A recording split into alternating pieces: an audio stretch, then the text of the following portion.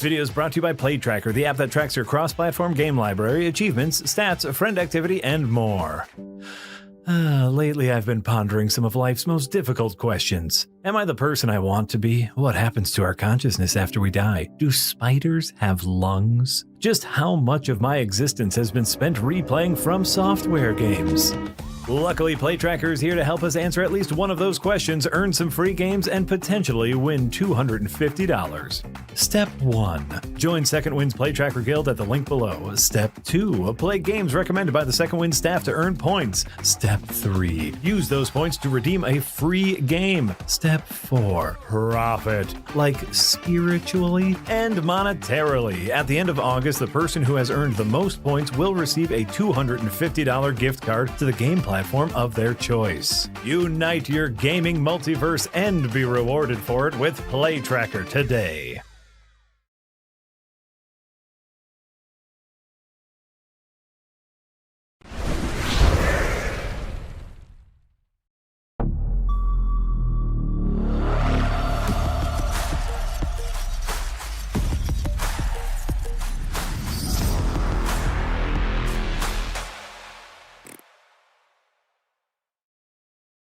Hello, everyone. Welcome to the Windbreaker Podcast. I'm Yahtzee.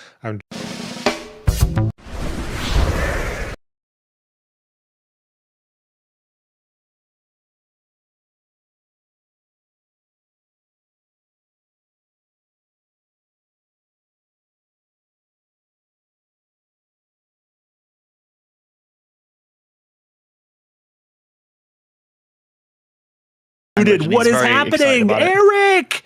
Everything's broken! Wait, did they hear that? Eric's got soccer fever is the problem. He was telling us beforehand how he's like the #1 Argentina fan in terms of soccer. Yeah. He said he can name all their players from Pele and whatnot. I don't know if he was Argentinian. I don't know anything about soccer. Sorry, I accidentally pressed the button to show the credits. And the button no, we're fine. Let's do the podcast. Let's just do the podcast. Okay. I want to do the podcast. All right, fuck it. Fuck introductions. It's the podcast now. 2D versus 3D. What's all that about, Jay? Yeah, I picked a topic because I recently have been, as people internally will know, been tinkering away, working on something, a game project, and hasn't everyone? Recordings are coming in, and while I was doing it, I've spoken to quite a lot of people, and one of the big questions was, why are you doing it in 3D? Like, why aren't you doing it in 2D? And it got me thinking of like the pros and cons of which route to go down. And like Yahtzee, you're very much a 2D man, development wise anyway. Yeah, I've messed around in like Unity, messed like with 3D, and I just refuse to get my head around it. Because the thing about 3D, and this is something that comes into a lot of the gameplay design stuff, is that it exponentially complicates things. Because it's one of the reasons why platformers struggled to find their feet when the world shifted from 2D to 3D. Because when you're just having to deal with go left, go right, jump up and go down, that's relatively easy things to keep in your head. But suddenly when we're having to worry about going in and coming out, and also rotation, and also pitch, and also yaw, it's just too many numbers. So I find I prefer to live in the world of 2D. It feels almost like a leap, similar to when film went from silent to talkies. People had to rethink how they entirely made things. People who were great actors in the silent era might not transition over into the talkie era. I think that's a good comparison. Yes, I mean when Quake was the first fully textured polygonal 3D shooter, that was basically setting the pace for games for the rest of time. But from like a player perspective, though, before we get into like the development nitty gritty and some of those pitfalls, what do you like? Let's use platformers as an example. As a player, do you prefer 2D side-scrolling platformers or like isometric, or do you prefer 3D platformers? Well, it depends what kind of platforming we're talking about, of course. If we're talking about like your standard Mario sort of thing. Yeah, let's say Mario. Like your standard Metroidvania thing. You jump onto ledges.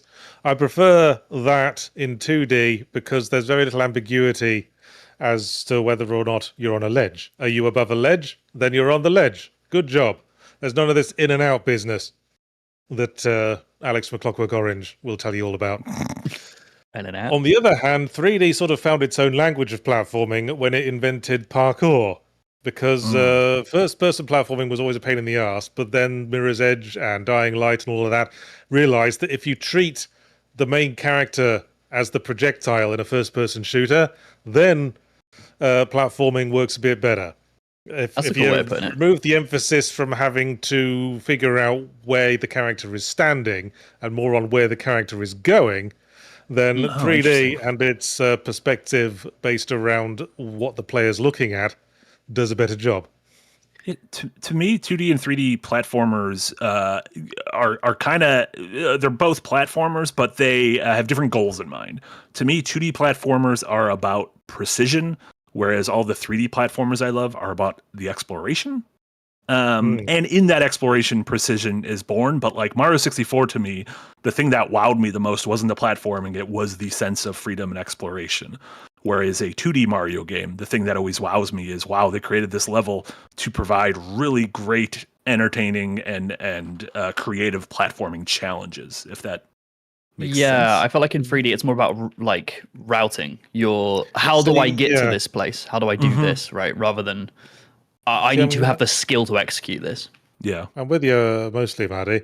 But there's two different flavors of Mario in like the critical path of Mario's, the 10-pole Mario's.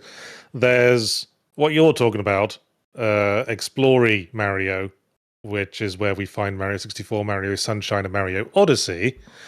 But there's also 3D Challenge Mario, which is embodied in Mario Galaxy and Super Mario 3D World. True. Yeah, yeah. Where you're kind of still, it's not about exploit. You're still kind of on a course. Yeah, that course has an extra dimension Distinct to it, but it's little hubs. Yeah, you are being kind of railroaded. Yeah, that is true. Those are different. I think a lot of the levels in 3D World and Mario Galaxy do still operate on linear planes. Like usually, you're only worrying about going in and out, or left or right, or maybe it's one of those Mario Galaxy maps where it's just like a field of platforms and you don't have to worry about up or down so much. So it's always 2D, but they just sort of shift where specifically the 2D plane of movement lies. Yeah, and it's an interesting... The jump from 2D to 3D was interesting in platformers like that, and obviously some were successful, some were less successful. Jay, I know obviously you've been playing a lot of PS1 era Final Fantasy games. Yeah, the leap from Final Fantasy 6 to 7, while visually very impressive, gameplay wise, they feel relatively similar, right? You're the way you are literally interacting with the world, its characters, its story, and everything feel very similar. Obviously, 7 blew things out of the water with mini games and the getting in the high wind and everything, but like the verbs of the game felt almost the same. As 6. Yeah, it's an interesting transition, right? Because in that kind of mid to late 90s, we saw a lot of different big IPs transitioning into this 3D era. Like, and I wanted to ask you guys why you think that is. For me, partly it's attractive. It was the new leap in like hardware, so it could be done, and that's very attractive. Like FF7 didn't need to have 3D modeled characters. It didn't need to have those 3D modeled environments, as proven by the fact that they're rendering them into 2D images. But it's that leap that's super attractive. But like you said, it didn't really do anything mechanically. But when you do that within something like Mario, it's very difficult to keep things the same but have that same awe, because the early 2000s, like not early 2000s, the DS Marios, they have 3D environments and 3D models, but it's on a 2D plane, right? So it's like like the new play Super Mario space is games different or whatever. Yeah. Well, I think part of the attraction of polygonal 3D graphics was that it's a lot easier to work with from an animation perspective, because I work at 2D, as I say, and one thing that would certainly make my life easier if I could just make one model and animate it, and that'll work from every possible angle. Whereas when I make my 2D sprites, there has to be one set of animation for walking to the left, one for walking to the right, one for walking up, and one for walking down. Yeah, can you explain sprite sheets to the listeners? No, what's to explain? You have to make a whole bunch of 2D images and put them on a sheet in a strip to be captured by your game creation program. You know that, How does it know? Yeah, no, I don't understand how any of this shit works. How does in Game Maker specifically, there's an import strip function where you provide the size of each frame and how many frames there are, and if there's like a pixel divide between them, and then the game will capture that as a animation strip with each sprite individually recorded. Imagine like fucking sorcery to me how games work. Imagine a big picture with loads of drawings of one of Yahtzee's characters, or like Hornets and there's like 100 of them, and it's Hornet in different poses, and the top row will be Hornet's running cycle, so it'll be her 5 poses of them running. The game then says, okay, when you are doing this action, we are going to this sheet and we're taking this image, and then after that we're going to do this image and this image and this image, and it's all condensed into one sheet. So then the game only has to reference that one place. But what Yahtzee's is saying is you have to do loads of those for different animations. Yes. I want to highlight something in particular. Do you know, you played Star Trek Vagabond, Jay? You know how you can change outfits? You know how there's like different like overcoats you can wear and different shirts you can wear and different hats and accessories like ties and things? Yeah. Well, for every single one of those, there needs to be a single sprite for every pose the character can be in, every angle the character can stand in.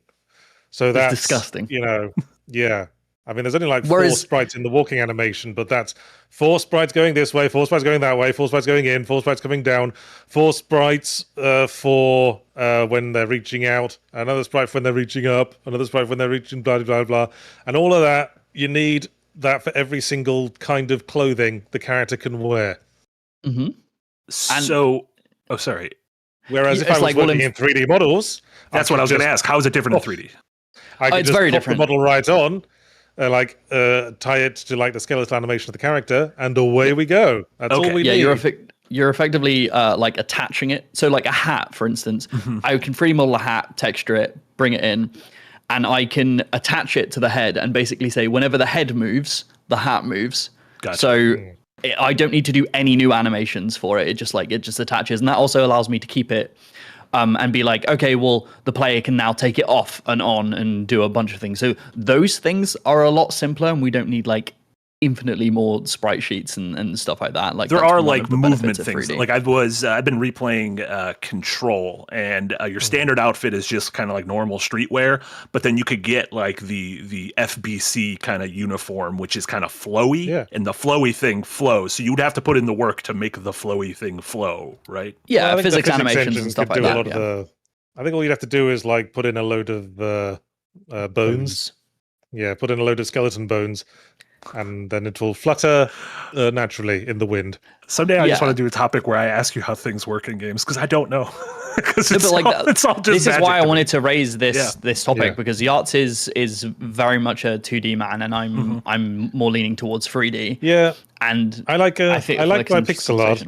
My current project, I started working on it in like 1280 by 720 resolution, just to change things up.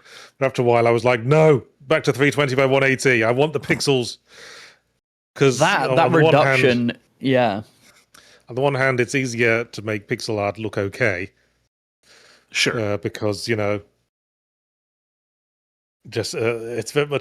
much more obvious. I don't know how to explain it. It's much more obvious when a pixel is in the right place, when you can see the pixels. Yeah, and I mean pixel art.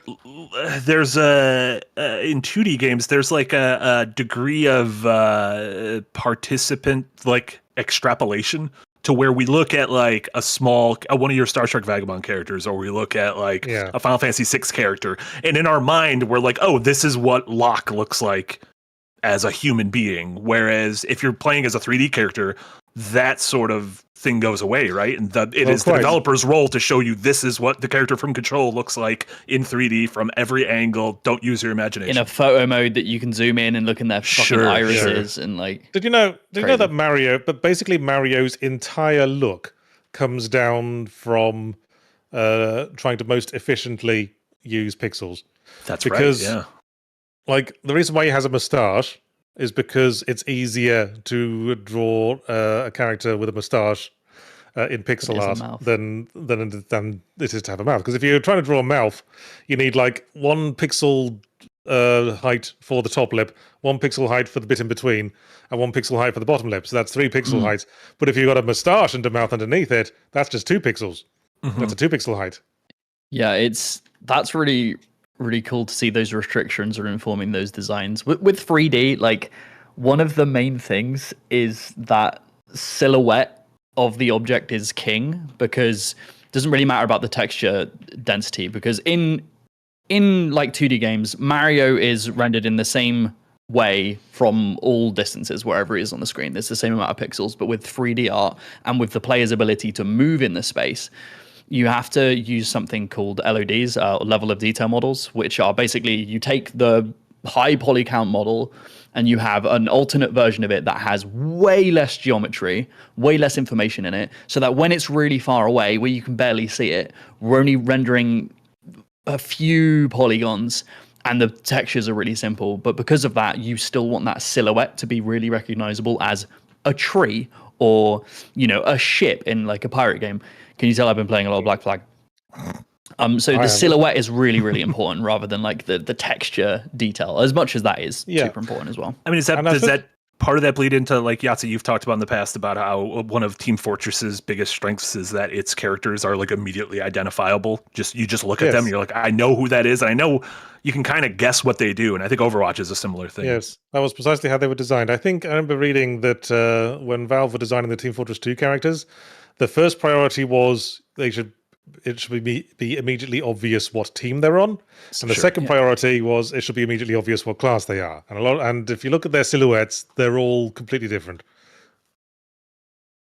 But yes, keep laughing at Uncle. I suppose the one thing I like about pixel art is because I like to be in control as an author solo developer. That's why I always insist on programming my games from the ground up and trying not to use other people's code, other people's plugins, that sort of thing, because I want to know how everything works. Because if anything fucks up, it's much easier to figure out if you know how everything works. And the thing's true with the art. I want to be sure where every pixel is. I designed my own font for some of my dev diary games because I wanted to know exactly how big the letters were going to be and where they were going to go. And when you're dealing with 3D models, there are a lot more X factors. Like you put a 3D model in a space, move around the room a bit, spin around a few times. Where is their foot? Who's to know? It could be fucking anywhere. Yeah. I always know where my character's feet are in my pixel arts. Yeah, they're right there at the bottom of their legs, connecting to the floor where they're supposed to be. 60% of the time, I know where my character's feet are at any one time in the game. With the doing art in the project I'm working on right now, I've been trying to do at least 1 3D model a day, if not upwards of like 5. And what I've learned from really getting into 3D art again, it's really satisfying to be like, okay, well. And I'm sure you get this with your pixel art in a different way, Yards, but like thinking I want to create this object. Like let's say I want to create a chair, and I could 3D model that chair, and then like there's like multiple steps with pixel art, and you can speak to this, Yards, because I'm definitely not a pixel artist whatsoever. But like when you begin making your art for like, let's say you were making a chair. Are you picking the color palette and then immediately starting to like block in the silhouette and then but using the correct colors, or are you blocking it out in like a base color first and then going through and changing it? I think I used to go straight to the colors, but in more recent times I've learned to, because I've like gained more appreciation for things like ambient lighting, clashing with backdrops and stuff. I usually start by just doing it in white. Okay. I'll draw it out in white, like maybe a desk or a chair or whatever. There's the top, there's the seat, there's the legs. And then the next thing I'll probably do is shading. I'll like make the underside of the seat darker, like select the area I want shaded, maybe use like a softer brush, add some like a bit of shadow here and there. And I'll usually decide the color once that's in place.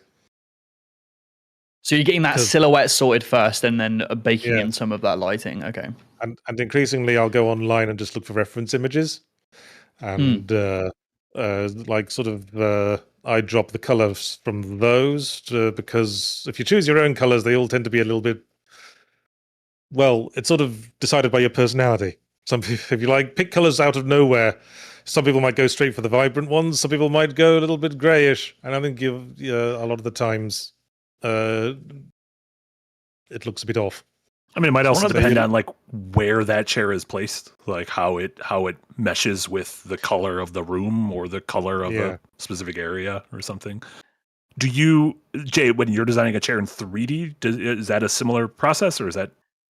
Yeah, because that's why I asked, because when you're 3D modeling, the first step you're doing is you're starting with what are called primitives, which are just basic shapes, which are cubes, cylinders, flat planes, and stuff like that. And then you have to kind of block out roughly the kind of shape you want and try and work towards that silhouette of what is the shape of this object.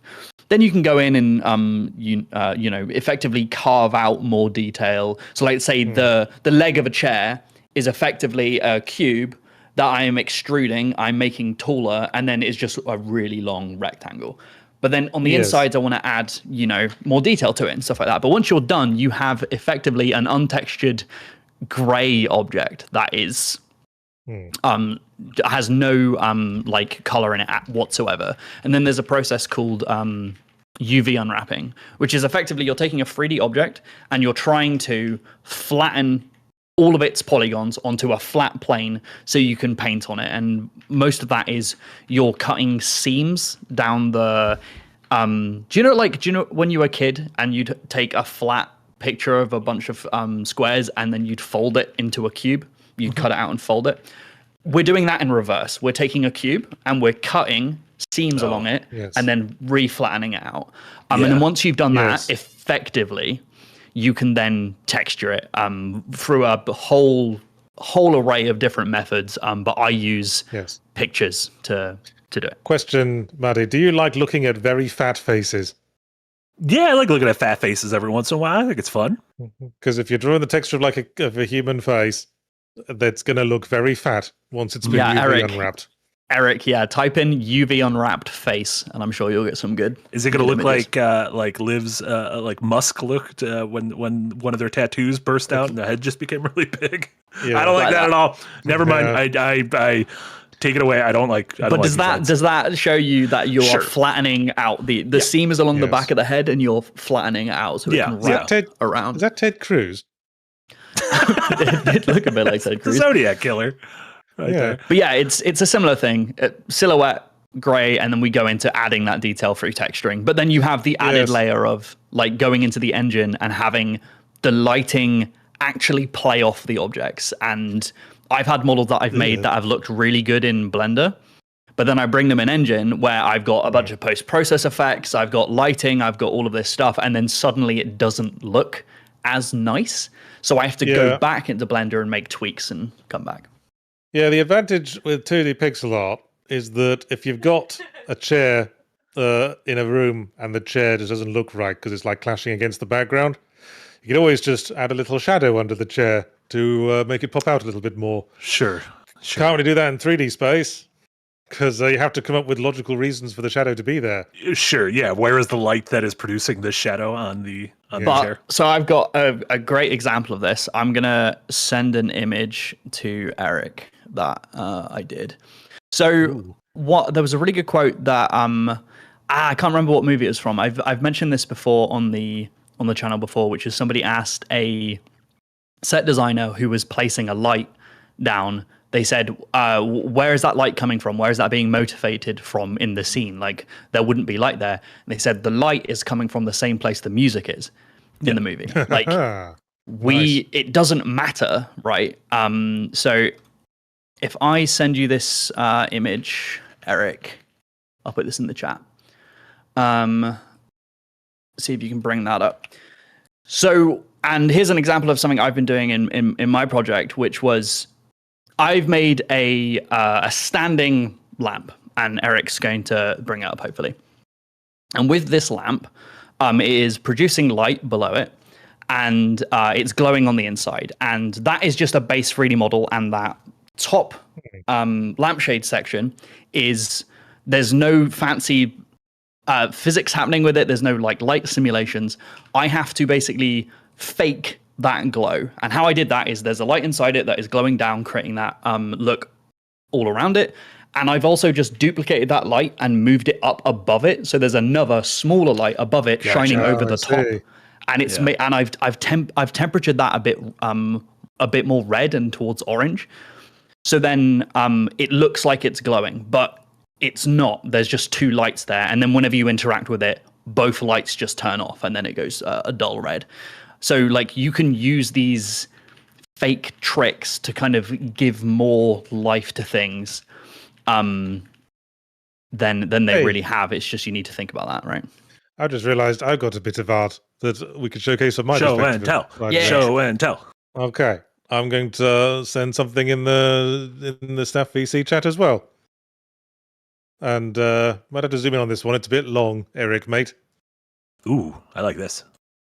It is yes, this is a pixel art background I'm working with for my current project.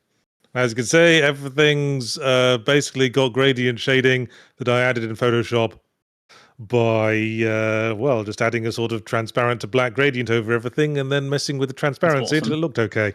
That has really come a long way since you last showed it. I love here's my bigger scene. I love both of these. I love all of this. Your game's crunchy. I like crunchy.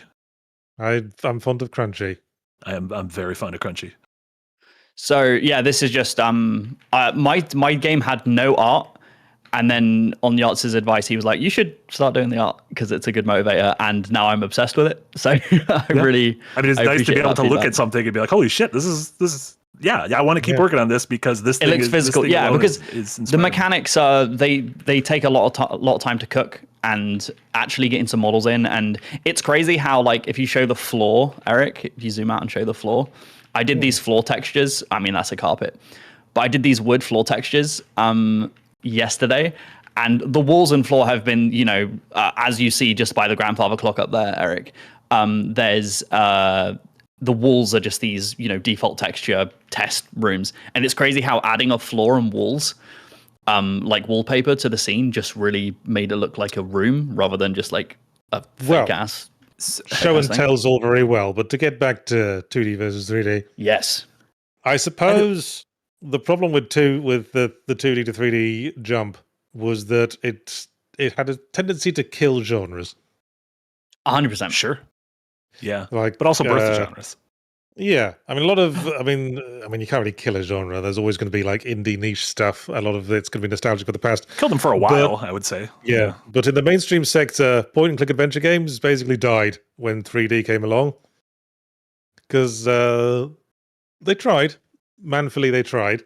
They made stuff like Grim Fandango and Escape from Monkey Island that was in full 3D with a sort of 3D engine for the gameplay, but it turns out that pointing at a thing and clicking on the thing is a lot easier than having to steer a character around and line them up with the thing you want to interact with and pressing the button to interact with the thing. I think we, as people who've played video games a lot, forget how difficult it is to adjust to 3D controls and 3D movement. 100%.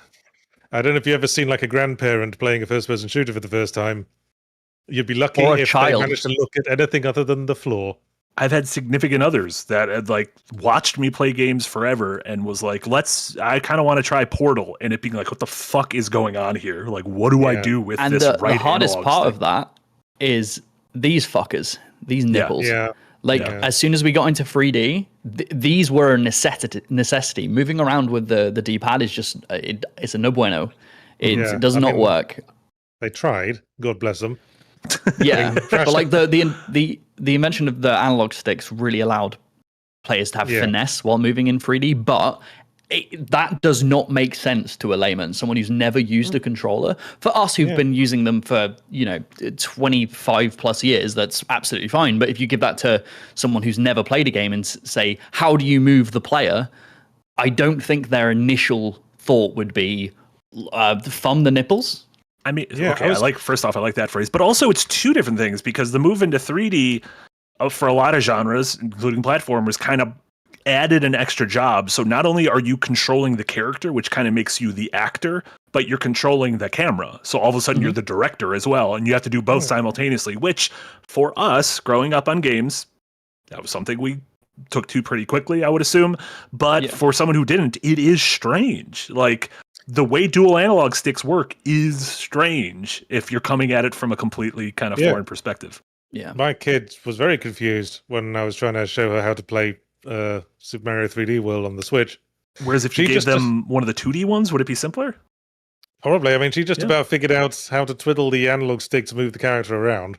But the prospect of moving the analog stick and pressing the button to jump while pushing the analog stick, that was like, going to take an entire semester of tuition for her. People tend to do it incrementally. I remember at uni doing my final year project, and in my game, the person who was marking my work was moving around and interacting with things, and they couldn't fathom.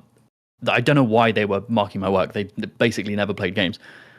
They couldn't fathom moving and interacting and jumping like as things that could be done in combination. They would move forward, stop moving, then turn the camera, then move forward, then stop, then interact, then turn, then move, and it was all incremental. Yes. They couldn't fathom doing them at the same time. And I think because of that, because of the ever-present noobs, gaming will never fully shift entirely to 3D.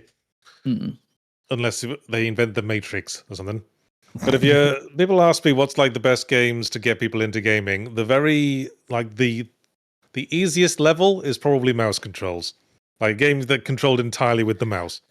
Yeah, like one-to-one movement of the pointer with your hand, press the button to do a thing. And I mean, what do you mean know? something like Minesweeper, where you're literally just like, you're not even controlling a character. You're I think point and click games are the king of getting children into games, and why a lot of like edutainment games back in the 90s were basic point and click games.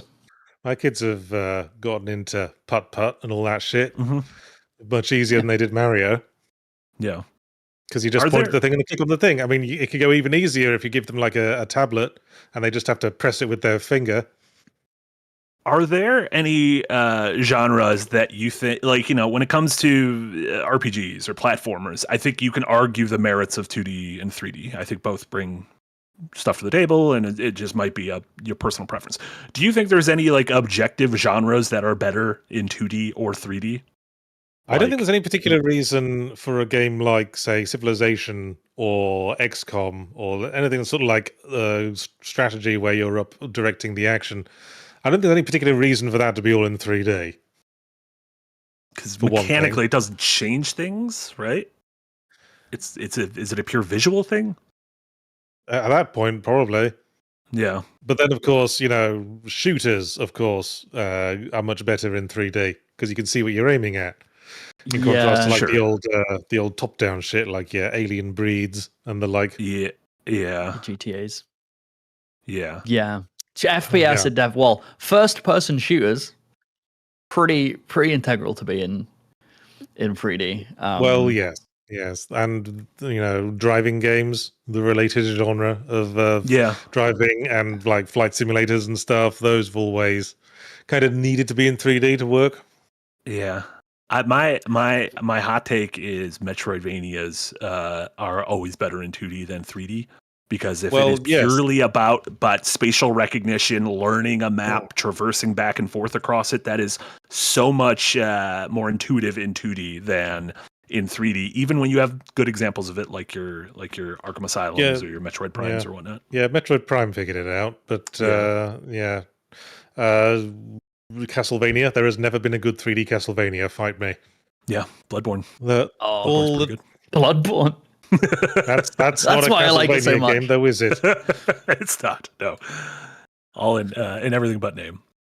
The last thing I wanted to bring up before we go to before questions is there's a million examples of franchises that started in 2D and then went to 3D, right? The Mario, Sonic, Zelda, Metroid, Mega Man, Castlevania, any of those things. Final Fantasy. I'm always interested when a series that starts in 3D then has a 2D version, and we used to get those every once in a while, especially when there was a kind of a tech chasm between handheld and console games. And I think I'm having a tech chasm. Jesus Christ! Okay, so there was like Tony Hawk had like a Game Boy Advance D-Make after Tony Hawk's Pro Skater, and that sort of turned it into an isometric game. Eric's showing right now that God of War, Sons of Sparta, the God of War game. There was a God of War game that came out this year that no one talks about because there were a couple of a bad one. There were a couple of 2D Assassin's Creed games which weren't very good because it turns out in a stealth game, it's kind of nice to have more avenues of places to hide in than just to the left of the enemy or to the right of the enemy. Or like inside the background. Like a lot of 2D stealth games will have you fade, but I'm in the closet, and you just disappear from the play space and then come back. Yeah, just a timing thing. Yeah, it is interesting the ones that do bounce back and forth though. Prince of Persia. Prince of Persia is a great example. Starts in 2D, goes to 3D, and then, in my opinion, very successfully comes back to 2D. Yeah, well, the first 3D Prince of Persia was a pile of shite. Yeah, sure. It works. People forget about that. A lot of people out of this. I'm doing the Trump thing. Where a lot of people don't know dumb as a bee. But no, like it is easy to forget that there was a very bad 3D Prince of Persia game before the very good 3D Prince of Persia game. Yes. Because of course the first Prince of Persia 3D was modeled on Tomb Raider, which was like the translation of realistic platformers, like the original Prince of Persia, to 3D. Yeah. Where it was all about making sure you were in exactly the right spot that you could jump up and grab a ledge with your hands. Did not have that shit figured out back then. Which wasn't great. No. I also think was it only for PC? Did it ever come out on non-PC? Prince of Persia 3D. I think there was a console release of Prince of Persia 3D. Prince of Persia 3D. Dreamcast. Oh, the only consoles on was Dreamcast. You got one analog stick. You better have fun with it. Hey, thanks to Mira who sent me their Dreamcast. I can finally play Prince of Persia 3D. Incredible. When the first Tomb Raider was on PlayStation, they didn't have the second analog stick right off the bat. You had to rotate with the D-pad. Yeah, that's why she moves like this. Chump. Yeah, she moves like tank, like a literal tank. Yes, that's what we had to put up with, and we liked it. Did you play that Prince of Persia game yet? It's that bad one? Not that one, no. I knew about Reputation. I played the first Prince of Persia and Prince of Persia 2. The Jordan Mechner ones. The rotoscope ones. Well, I think at the end of the day, some 2D has some pros and cons, and 3D has some pros and cons, and some games are better with one and some with the other. And I think we can all agree that that's the kind of fence-sitting, shilly-shallying argument that everyone expects.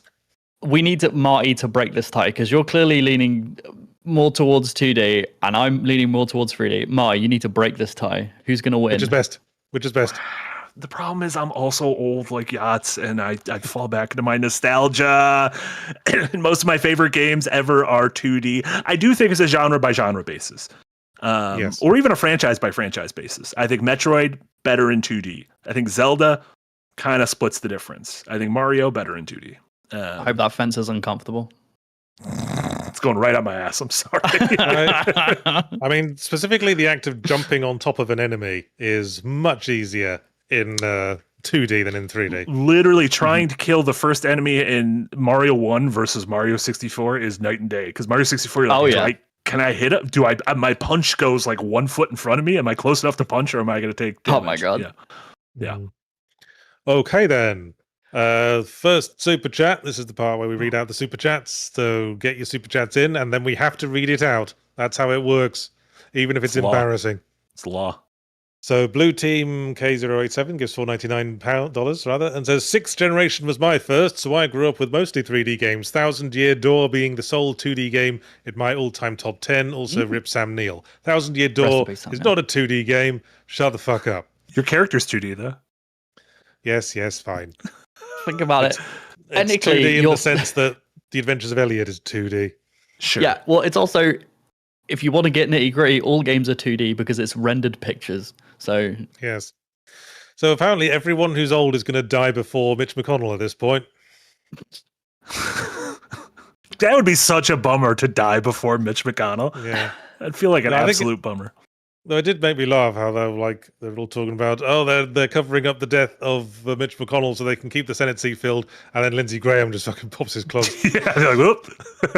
There goes our conspiracy. Yeah. Well, so much for that. I was very sad to wake up and see that Sam Neill passed away. Jurassic Park. Yeah, me too. The Mouth of Madness plus Event Horizon. Great movies.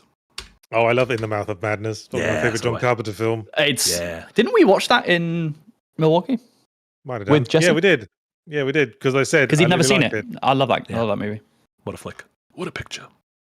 Raven gives $2 and says, Raven's Weekly Word of the Week. Week 59, gormless. Marty, do you know what gormless means? Yes, because we talked about gorm. It's a British slang term, right? So I think it's more of an archaic word. It's one of those orphaned prefix words where there used to be a thing called gorm, but now there isn't. But we still have the word gormless referencing it. Yeah, it's like a dumbass, right? It basically means lacking awareness, being sort of dopey and dumb. Yeah, like means. Standing about, mouth agape, not really knowing what's happening. Yeah. Now, if you're gormful, that means you're like a real smarty. You know what's going on. Probably. Yeah, presumably. Thank you, as always, Raven, for this little English language lesson. Aussie Freestyle gives $5 says, I grew up watching the transition from 2D to 3D. I love both for different reasons. I play 3D when I want freedom and 2D when I want control. I like that. Yeah, when I'm playing 2D games, I still default to playing with the D-pad a lot of the time, especially playing a Castlevania-style game. Because the analog sticks, there's so much ambiguity there. Am I pressing forwards? Am I pressing up? You don't know. Well, it's doing that in things like Celeste, which I played on an archipelago run recently. Really fantastic precision platformer. And one of the problems with using an analog stick is sometimes there are precise movements where you need to go diagonally. And with the analog stick, you don't really know whether you've hit it or not, and the controller goes, nah, you're going sideways, mate, into a spike wall. So there are some 2D games where I bounce between them based on the challenge. Ori and the aforementioned Prince of Persia Lost Crown, they have specific moves where I think Ori has the thing where you kind of slow down and then you choose like where you're going to like fire off. Yeah. And that is the whole 360 degrees. So for that, the precision of an analog stick tends to work, whereas if I'm just doing the platforming, because of its slowdown, right? If you had to do that in like a split second, it would be 100% wouldn't be able to work. Also, really quick, what for folks who don't know, what is an archipelago run? Oh, okay. So Archipelago is a mod for many different games, and it's a multiplayer mod. So basically, what it allows you to do is, say you've got a group of friends, you can all pick a game that has this mod associated with it, and items from other people's games will be put into yours. So let's say I open a chest in Legend of Zelda. When I open that, it will actually give Marty a new ability in Celeste. And when you get a strawberry in Celeste, Marty, it gives me a new sword in my game. And you play it together, and it's like you're playing solo games, but you're getting stuff for each other, and it's very collaborative. Amazing mods. I want to get like a session set up at Second Wind so we can do like an archipelago run, because they're really fun. Yeah, they've had those at GDQ. I've futzed around a little bit with like single player versions of randomizers, but with like Link to the Past and Super Metroid, where those two games you go through a door in one and you appear in the world of the other, and whatever item you get might be a random thing from either game. I've told this before, but I experimented with randomizers. I tried playing Castlevania Aria of Sorrow with a randomizer on because I love that game, and I wanted to play it, and it feels fresh. But then, I randomly killed like a low-level enemy, like 2 hours in, and he dropped the fucking best sword in the game, the Clave Solish. The best thing about Archipelago is there are parameters you can set. So, like, say if you do Pokemon Emerald, one of the worst things is that berries can be an item that you can get for people, and it is terrible because every time someone goes to get something, it's a fucking berry. So you can remove berries from the pool. You can make it so that specific items do not drop and they are in their actual locations, because it would ruin the play style. And people have made like templates, so you can be like, just pick this. And you want to know a game you can't remove berries from? Resident Evil 1 wouldn't be the same. Oh my god. Oh, blimey. How did we even get onto this? MP5 Drummer gives £5 and says you can make just as many different kind of games in either, but 3D feels more homogenous. I think it's the need to control a character or the camera. I have said that all the like 3D remakes of shit like Silent Hill 2 and Resident Evil 4 and Resident Evil 2 all look homogenous now because they all have the same camera. In fact, I'll be addressing this topic in this week's Semi-Ramblomatic. You'll be interested. I've been looking forward to that one. Plug. Sinos the Hedgehog 2000 gives $2 and says 3D platforming isn't hard. You just suck at it, yards. Now, where did that come from? That was before we even started. Now, see here, Sinos the Hedgehog. Your statement does not falsify my statement that 3D platforming is exponentially more complicated than 2D platforming. Sure, it is. Also, you need to remove yourself from your own experiences and think about the lived experiences of others. Like we were saying before, what comes as second nature to us, what might be easy to us, might not be the same to some. Yeah. That's why whenever I beat a game, I find an old lady and I make her play it. And that's how I know how intuitive it is. At gunpoint. I've held up a lot of old ladies and I feel very bad for it. Play Sonic Frontiers now! Can you do the tongue click thing that appears in lots of African languages? Bet people who grew up with those languages do it really easily. Gotcha. There we go. From. Fuck me. I was literally going to be like, is there a follow-up? Because that is insane. Your brain might be broken. You need another vacation. I thought Yahtzee had a stroke or like something. rolling a letter. Yeah. Rolling your R's. Yeah. I can't do that. I can roll in 3 ways. What do you mean 3 ways? Where's the other ways? Well, I can go, and I can go, and I can go. Oh my god, the range on this man! A bunch of different vibrations. Fucking range on this man. That's vibrating either the lips, the tongue, or the uvula. I love that. I like the word uvula because it sounds Can you whistle in and out, Yards? Eric's boasting that he can whistle in and out. Well, whistles don't get picked up by my mic on Discord, but yes, I can. Yeah, you have a real deep diaphragm, so I think I feel like you could do it. Some say the deepest diaphragm. Yes. Deepest D. And the good thing about being able to whistle in and out is that you could do very long songs and never stop. Oh yeah, because the whistling in is also breathing. Yes. Jack, I think Tenacious D did a fun song about that, about singing. Yeah, singing. I've heard that one. Singing while breathing in. Sinos the Hedgehog gives $5 and says, but seriously, I grew up on 3D Sonic. Hold rights to win didn't work on every second stage of the 2D games, and as a kid, I refused to learn precision platforming. Well, suit yourself. You refuse. I like to be like, I refuse. I abstain from this platforming. Why? What's happening with this Sonic clip that Eric's showing? Everything's. Wait, also, Sinos, have you played Sonic before? I didn't know that. Listen, yes. How would you tell? Imagine when Sonic Frontiers 2 comes out. I'm going to be very excited. I'm going to die. You're going to die. Yeah. They keep not enough. My metric isn't Mitch McConnell. It's Sonic Frontiers 2. I want to die before Sonic Frontiers 2 comes out. Sovereign gives €5, says, you old geezers still out here playing 2D and 3D games? Don't you know all the cool kids are playing 5D games now? Get with the times, granddads. What even is a 5D game? Is that where you win a game in another dimension? In your mind. There is a game called 5D Chess with Multiverse. Oh, why is it? Where did it go? No, thank you. Apparently there is not a game called 5D Chess with Multiverse time it's travel. 4D Chess, I believe. No, 5D Chess with Multiverse Time Travel is the game I was thinking. No, thanks. Came out in 2020.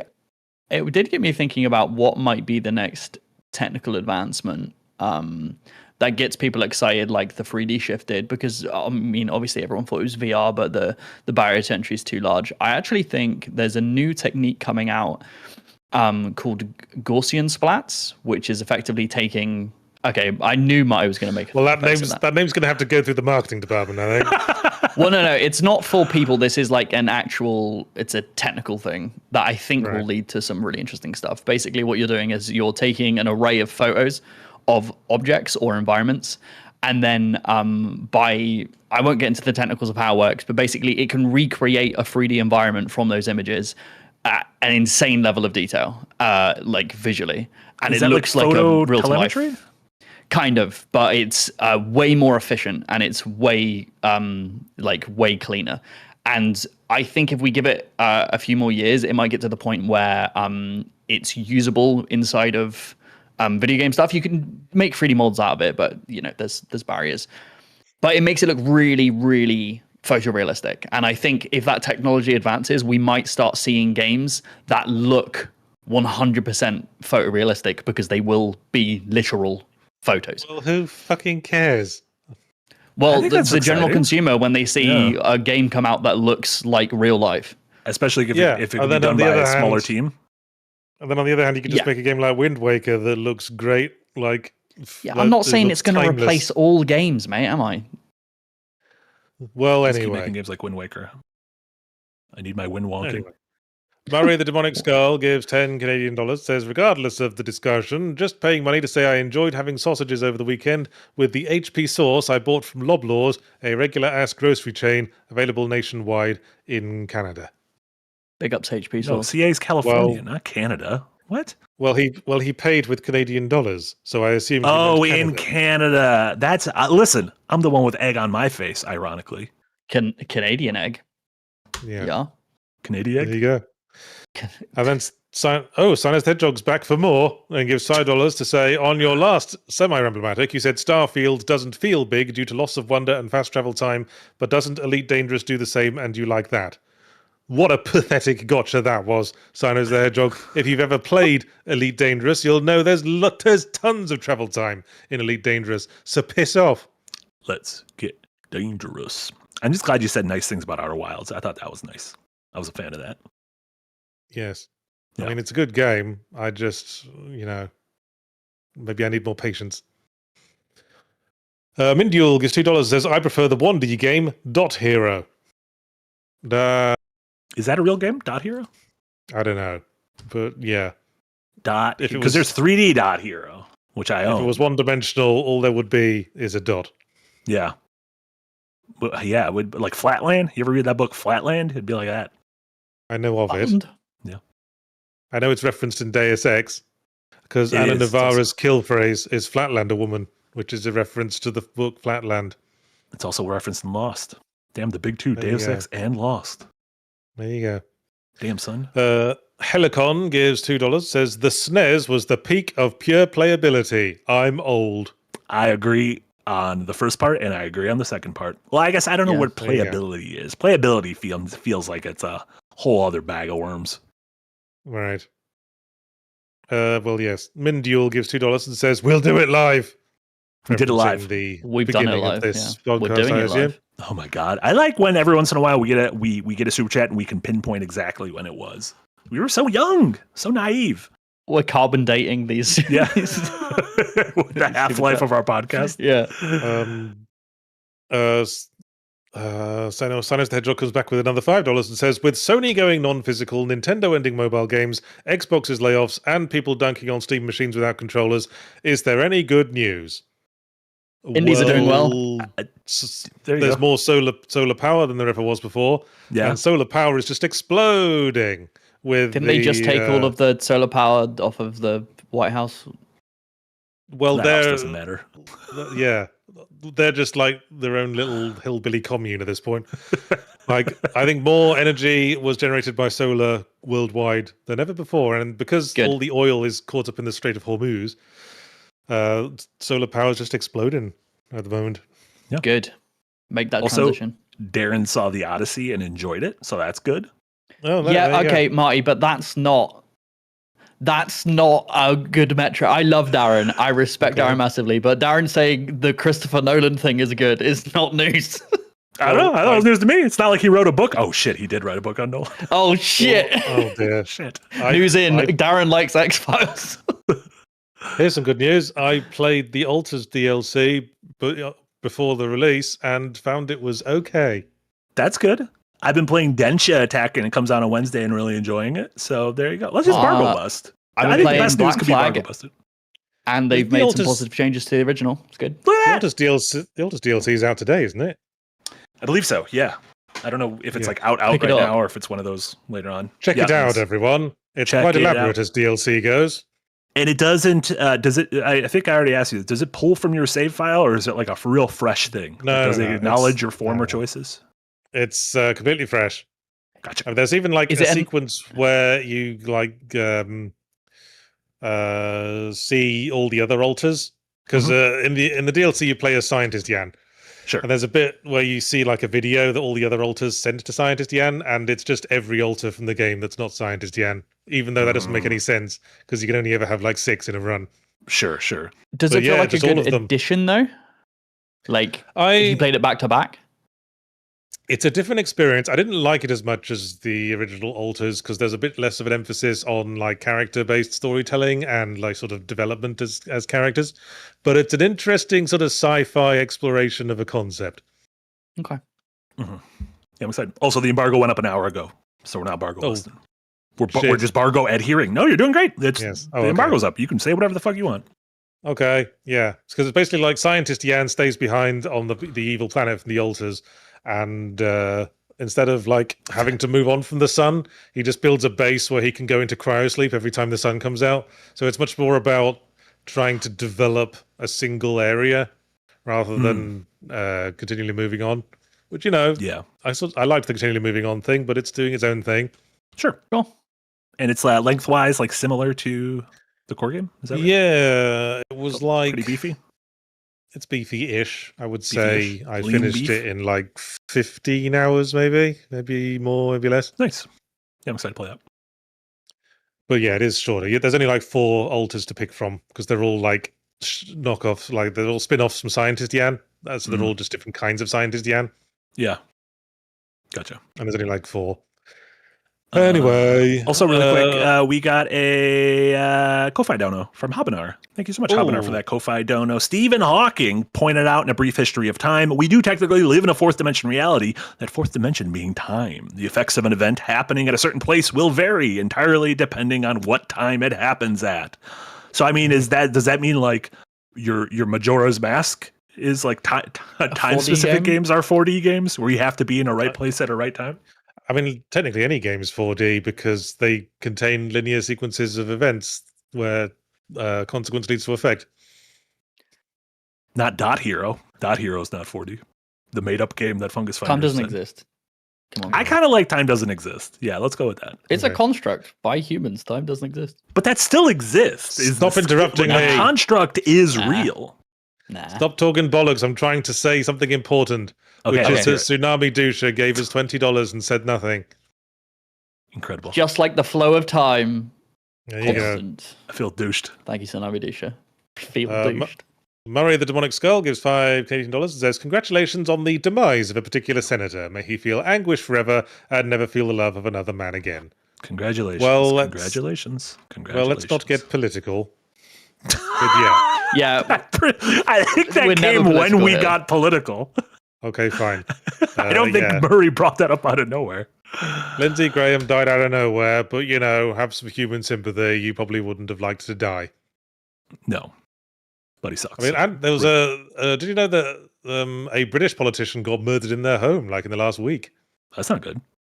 Anne Widdecombe. What's her name? Anne Widdecombe, who was like famous during like the Conservative rule, who sort of signed up with Reform in later years.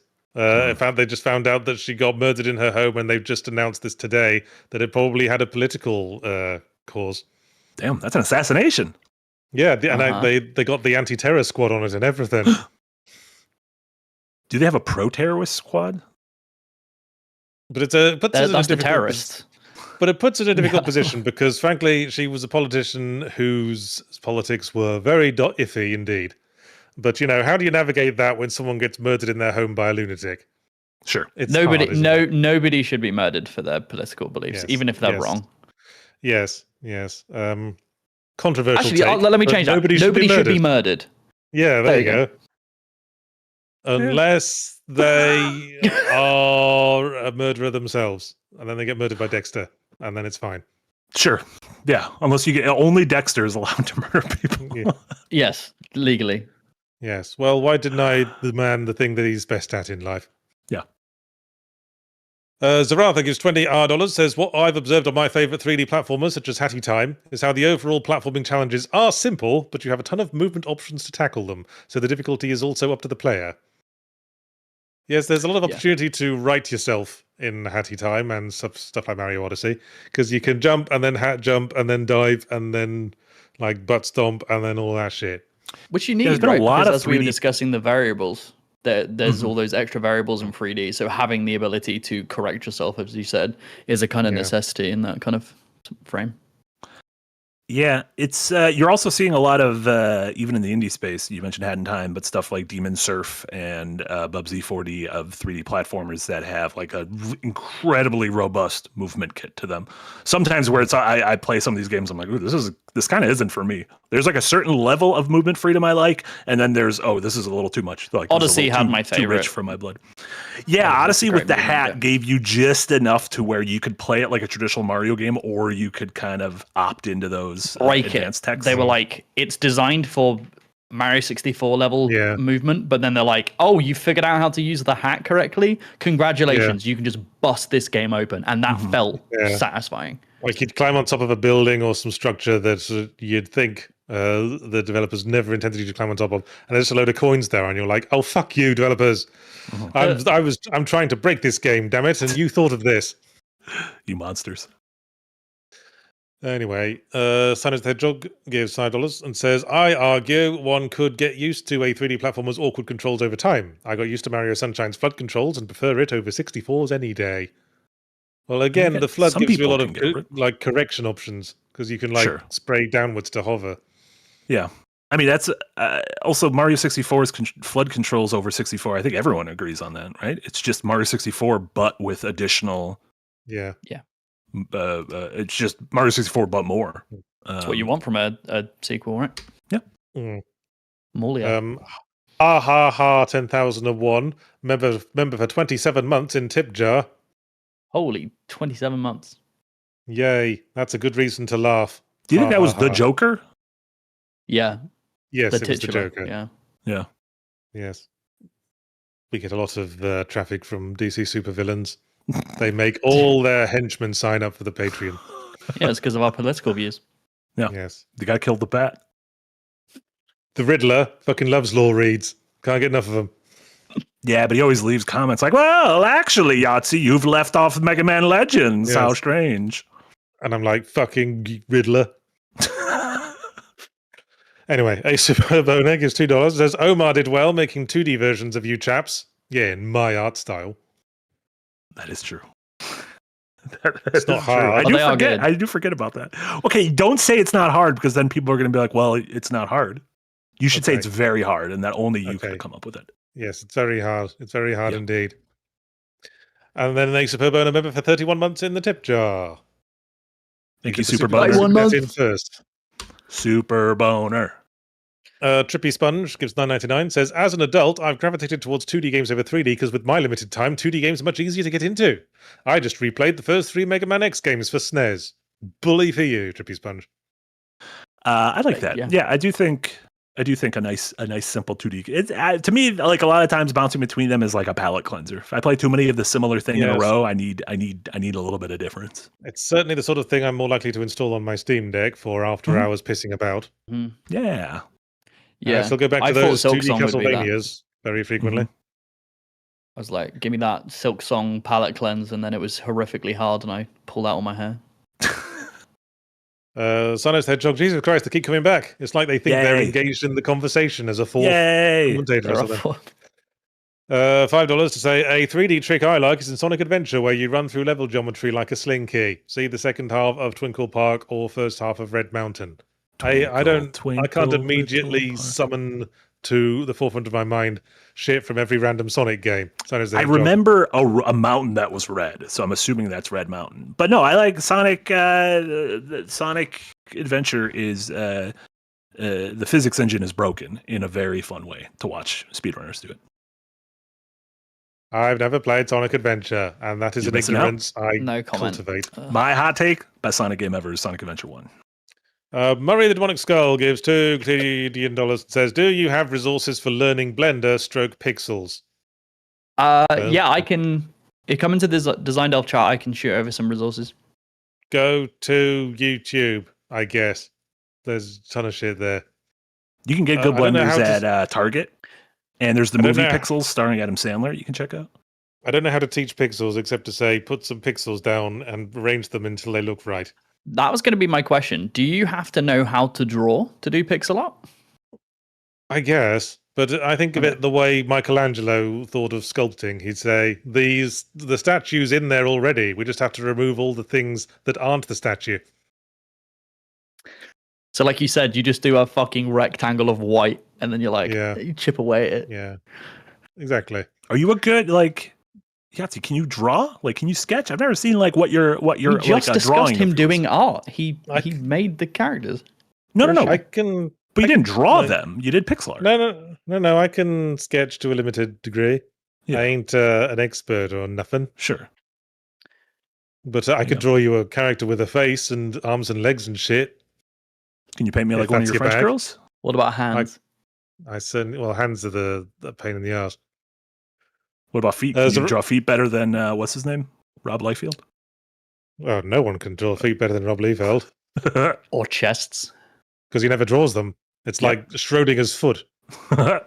Maybe they're really good. You don't know. Zarata gives $5 and says, "Life gets better nipples." I needed to typo because YouTube would let it go through. Oh, are those the nipples? Those are the nipples. Yes. Look at them. Stop doing that. Yes. I don't like. No, stop doing that. Don't do that. Was that like If a you're listening forest- at You need to home, look. Just keep don't doing look. Weird stuff. Stop looking at me. They're like Victim a blaming. lesser-known Forrest Gump quote. Life gets better nipples. You never know what you're gonna do. Oh, Yeah. I hate that control. What That is that? the worst thing you've What ever is- put on the screen, that is Eric. Thank you. Cursed, Eric. I'm gonna cleanse that with another $5 Ko-Fi from Habanar. Thank you, Habanar. Put it this way. This is going off the back of his fourth dimension. Right. Put it this way. The effect of two cars traveling in opposite directions in a narrow road will vary differently if they're happening at the same time versus an hour apart. So yes, 2D games are technically 3D in that regard, and 3D games are technically 4D. Then VR is technically 5D. Okay. Silence the Hedgehog 2000 gives $2 and says 3D point and click doesn't work. Mist fans would beg to differ. That's not what I was talking about at all. I was talking about Grim Fandango. Yeah, where you have to Mist maneuver your is- character in a 3D space, and it's against pre-rendered backgrounds, and everything's a muck. Yeah, exactly. Yeah. Blistered Soul gives £1.99 and says 3D models plus fixed cam, dev ease or just stylistic. Well, it certainly was the easy way to do 3D characters early on. Certainly less intensive on the processor as well. That's why Resident Evil 1 was like that. And Silent Hill could only pull it off by lowering the visibility to like 3 feet. Sure. No comment. We even got further, like the original God of War games were fixed camera, right? Or the original Yeah, Devil sort May of. Cry was a fixed camera too. Yeah. Yeah. God of War had like fully 3D rendered environments, but Sure. had like fixed cameras or cameras on tracks. Yeah, to kind of create like a cinematic feeling. If this guy's really Yeah. big, so the camera is showing him really big, as opposed to God Yeah, of War fixed camera is 2018, just which a- is just your butt. Yeah. Yeah. Fixed but- camera is just a state of being. It's not necessarily tied to 2D or 3D. Like A state of FF7 is fixed camera, but is a 3D game, but it's 2D is what Yeah. it is. But it's just guys 3D models that are rendered into 2D cards. So Do you think Resident tied Evil to could anyone. still work with fixed cameras? Do you think they could make a new Resident Evil with a fixed camera, or would 100%. people be like, I don't want to do this? 100%. Well, there's a few fixed camera indie games. Sure. In the survival horror genre. Not Just- what's that one with what's it called? Signalis? Well, there's that, but there's another one I'm thinking of. That's the one where you're a lady with Pro a Country? hipster look, and there's a demon that's fallen in love with you, and you have to not. Remothered? Your dreams? No, it was. Oh, forget it. Somebody in chat, I guarantee you, has already said it. Let me You're go naming through it. several games I like, chat, but none of them are this one. It's not Crow Country or Lorelei. I do No. like both of them. It was the one where. Sorry, Sorry, we're We're closed. Closed? Yes, that's Mm. the one. Thank you. That's what I was thinking of. Where was I? Yeah, Minduel gives $2. Says that wireframe tank game on Win95 was 3D. Mm. Yes, if you ever raise the question, what was the first ever FPS? There'll probably be a huge argument from the nerds in the room. But let's just say the first ever FPS was Wolfenstein 3D. It's less of a headache. I just say it's Halo. Sparks the conversation. Black Ops Well- 7 was the first FPS. Is there even a seventh? Did they make it that far? I don't Yeah. know. Did they it just was go bad. back to one after that? Yeah, Black Ops 7 was like my worst game of the year or something. Like Was that the Bill Clinton one? You can't six? give Bill Clinton game. No, that awards. was that was six. Black Ops 10. No, Black Ops 6 was the Bill Clinton one. Oh. We should stop making these games. They probably should, but don't tell me. Tell the fucking Call of Duty people and their 19 different developers that they've got working Tina. on them. Anyway, Witticism gives $5. Says, what about 3D games that have random 2D segments thrown in? I always find it jarring and gimmicky, but are they good examples? Can you think of an example of that does that? A 3D game that has 2D segments? Well, I guess thought was Odyssey. Odyssey does that. Yeah, Jump Up Yes, Superstar is yes. kind of 2D. my first thought was that game I played on the Yahtzee Tries a while back that was simultaneously 3D platforming and 2D platforming. Screen bound, yeah. Yes, and it made me feel sick playing it. Yeah, there are interesting games that directly deal with 2D versus 3D. You know, like your Fezzes. There's a game called 2D and Top D, like TOODEE and then Top D. And Super Paper Mario, of course. Super Paper Mario, yeah, where you go from flat to not flat. Look one way to look the other way. King and Commoner gives $5. Says, are there any games that have only been in 3D that you think would have been better in 2D? Metroid Prime. Not My really. hot take is I think Metroid Prime would be a better 2D game than a 3D game, but that's just me. Okay. I'm trying to think of a game that doesn't have a 2D lineage behind it that I'm leaning on. Like a series. The series is only Black Ops 7. Mirror's Black Edge. Ops 7. Mirror's Edge as a 2D game could be interesting. There's probably something like that. Yeah. I loved your description of the platforming in Mirror's Edge and other games like Dying Light, and the description of it being like you're more going towards the obstacle rather than, hurdling over it. Yeah, You can that's kind of hide how it so has much to, with that. because that's kind of how it has to work. Yeah. Because with 3D's perspective, the focus is on what you're looking at, whereas in something like Mario, the focus is on Mario himself and precisely where he is in relation to the environment. Because of course, the problem with first-person games that I keep saying is that you can't see your feet. If you can't see your feet, you can't see where you're landing. There was that game on PS1. There was what was it called, Jumping Jack Flash, where they only could do 3D like first-person platforming because the dude was constantly looking at the floor to see where his feet were landing. Yeah, because that was pre Mario 64 Jumping Flash. And so you played this robot that would jump in the air and then you'd kind of look down as you're landing, and it is nauseating. But it's neat. I'm going to give it the neat award. Yeah. It does make me want to throw up when I play it, just a little bit though. But I feel kind of good for doing it. Yeah, sometimes you feel good after a little barf. Yeah, the release. Yes. Lina Loki-kun gives $2 and says, should 2D platformers have momentum incorporated? Well, I think it tends to create a better feel. Sure. I mean, Mario has does. momentum. Yeah. Yeah, Luigi builds up has to even top more. speed. Yeah. Our little hog, that hedged hog, he's got momentum. Yeah, Fuck that guy. Yeah. because it can be quite jarring to go from 0 to 60 and back. Then again, Hollow Knight doesn't have momentum, right? Hollow Knight, you just It's probably got a little bit that you didn't notice.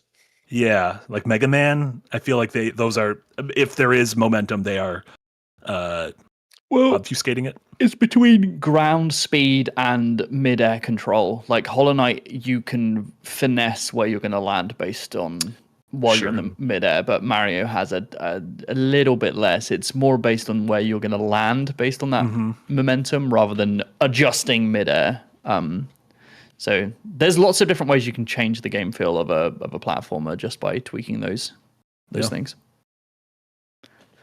The Brain Sturgeon gives €2 and says, it's my birthday today. HBD me. Why is it our HBD. job to celebrate your birthday, Brain Sturgeon? Happy birthday. Go party with your mates. Don't hang out with us. Fuck that don't guy. give a Happy shit. birthday. With you. Happy birthday, bud. Ignore your I'm just Good luck on the rest of your concerned that he brain doesn't have- surgery. I'm just concerned he doesn't have enough people in his life throwing birthday parties for him. We'll throw the birthday party for him. Yeah.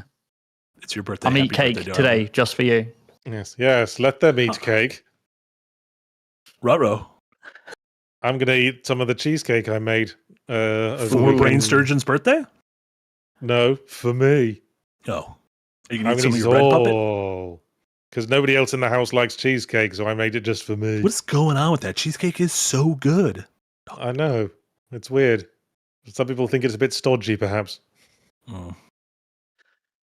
Anyway, Fairy Dust 52 gives 4.99 and says, so excited to catch a bit of the live while on lunch. Can't wait to watch the whole VOD later.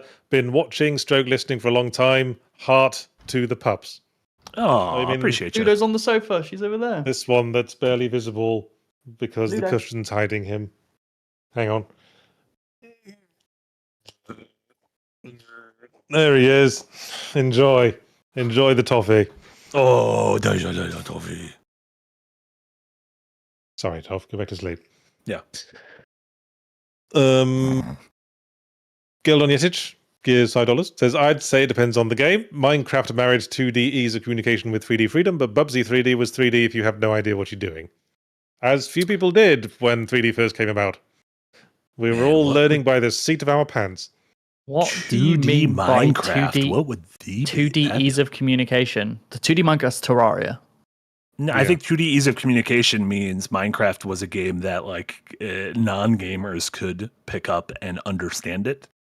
Like it is a 3D game that it can seemingly be people's an early onboarding to 3D gaming. It's pretty straightforward, isn't it? The cube you are currently interacting with is the one you're directly pointing at. That's pretty straightforward. Yeah. And things working on a grid, so you understand exactly where objects will be placed based on that grid. Yeah. Right. I still think they should make a 3D Mario Maker along such lines. I'm with you, and I believe it's coming. I know Marty is vehemently against that, but I'm a hater. What can I say? There's like 3 things I'm a hater on, and that's one of them. Fair. Well, you're gonna hate if you're a hater, as certain people have said. Shake it off, Jans. Shake it off. Taylor Swift. And Voice of a generation. PT comes in with like a last minute super chat, gives $1.99 to say, Yahtzee, go on Bake Off. I would be very much out of my depth on Bake Off, I fear. You're going to take 3 months off to go be on Bake Off? No, I'm not going to do that. Well, that's it for super chats, I think.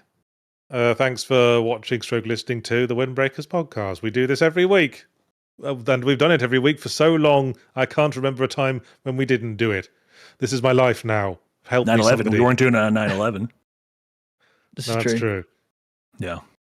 I was in driver's ed. Really? No. It's weird that I said that. Now that I think about it, I would not have. I think I was 15. Yeah. I was like 18. Is that when I was watching happens? Charlie and the Chocolate Factory. The original or the Johnny Depp one? Yep. No. Oh yeah, I don't think the Johnny Depp one was out yet. No, that's a post 9/11. Famously, that's a post 9/11. Yeah. So we've got content coming all week on Second Wind. I've got my fully ramblomatic review this week, which will be on the subject of Star Fox, the remake of Star Fox 64 on the Switch too. And I also have a semi-ram, which we've already mentioned, dropping on Thursday, about the nature of pinning the camera to your bum, and why we should stop doing that, because it makes everything smell of farts. That's the main reason is I don't want to smell the farts. You know what's Star Fox first game 1993. Every entry has been 3D. Star Fox has never done 2D. It was birthed in 3D. Which is what's that side-scrolling bullet hell genre? Sometimes like vertical, R-Type. Like R-Type or Ikaruga, shmups. Like something ho. Stop! Don't you people call in me chat a help hoe. me. It's something ho. There's like a fucking genre. Stop saying something ho. Someone help! It's Help! called shmups. It's called shmups. Yeah, they're called shmups. Oh. Oh, apparently YouTube blocks the word "ho" on the chats. I've just noticed. Toho? I thought Toho was the Godzilla guy. Oh, that's a specific franchise, isn't it? That's a specific franchise. That's a specific franchise What of was the shmups. genre? It's not. We're giving it to you. You're been calling refusing them- to I've been accept the calling- non-ho. I've been calling them ho-em-ups for years. I realize why I lost so many friends now. Yeah, you can't be calling Yes. people ho-em-ups. I mean, Toho is full of hoes, but that's probably unrelated. Yeah. Surprisingly few hoes. Toast, though. Oh, I accidentally clicked this video and it was weird. Yes. Best to not look any further into Toho. It's got one of those weird fan bases. Yep. Yes. Well, that's stuff I'm doing this week. Also my weekly stream, Yahtzee Tries. And enjoy that, all of that. What else content has Second Wind got for the nice people to enjoy? Big J, what do you got working on? Because I got a big old update for folks afterwards. Okay, well, I had a missed video. You can watch that. I'm also working on a video on Black Flag. But in the process of doing this stream, I realized the topic I'm talking about is exactly what you did just before on Semi-Ram. So we'll see how I can spin that. And then other than that, I'm going to be playing more FF9 on my personal channel. And that's me. And then what Marty has that's happening this week. Ooh, doggy. Big announcements. Obviously, normal streams this week. We got Hotman Energy later today. Tomorrow, we're going to have a sponsored stream that is going to be the entire Hot Monday Energy crew. So keep an eye out for that. But a couple big updates. On Saturday, we got our all-day stream. That's this Saturday. That's like 5 days away. We're going to be starting at 11 a.m. Central, and it's going to be one of our like 10-hour day streams. We're going to be playing multiplayer games with each other, rotating folks in and out. We're all going to be there. Everyone from Second Wind's going to be there. We might be debuting What's Next in the Land of Dokapon there. God. Very exciting. So tune in for that. Remember, this Saturday, it's going to be super fun. But in the meantime, Eric, if you could pull up that image in the Windbreaker Slack channel, we are doing a little bit of a merch refresh on the store. So a handful of our shirts we're putting off into the sunset. So if you dig your big middle finger shirt, your Hot Monday Energy shirt, any of those things, get those now before Friday, because we're going to be debuting a new line of merch this weekend. I've come. Like, he's come. He did a big come. Good He's on arrived. You. That's embarrassing. He's arrived. Well, we better wrap things up so I can go and change my underpants. Perfect. Beautiful. Right. Bye then, everyone. A truly insane place to end the stream on. Bye, everyone.